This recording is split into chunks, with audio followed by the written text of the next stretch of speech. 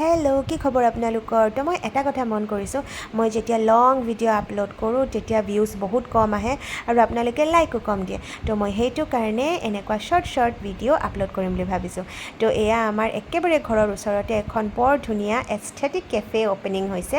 কুঁহি নামটো যদি আপোনালোকে ডিফুত আহে ট্ৰাই কৰিব পাৰিব সেইকাৰণে মই মোৰ মানুহজন আৰু আমাৰ ভতিজাটোক লৈ পেলাই ওলাই গ'লোঁ ভাবিলোঁ যে বঢ়িয়াকৈ কফি খাই আহোঁ আৰু পেট পূজা কৰি আহোঁ তো এইবোৰ দেখিছে ইমান ধুনীয়া ধুনীয়া কেকছ আছে পেষ্ট্ৰিজ আছে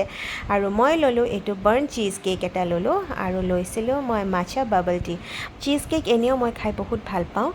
আৰু মাছা bubble T first time try কৰিছিলোঁ কিন্তু টেষ্টটো মই বহুত ভাল পালোঁ মানে তিতা হ'ব বুলি ভাবিছিলোঁ কিন্তু তিতা নহয় মানে খাবলৈ টেষ্টি লাগিলে দেই মিছা নকওঁ এতিয়ালৈকে মই বাছ কোৰিয়ান মুভি বা ড্ৰামাবিলাকতে শুনিছিলোঁ কিন্তু খাই বহুত ভাল লাগিলে আৰু এইখিনি মানে বাহিৰৰ ফালে হয় তো বঢ়িয়াকৈ খাই মেলি আমি এতিয়া ঘৰলৈ বুলি ওলাই আহিছোঁ আৰু যিহেতু ওচৰতে হয় ফটককৈ গৈ ফটককৈ আহিব পৰা দূৰত্ব মানে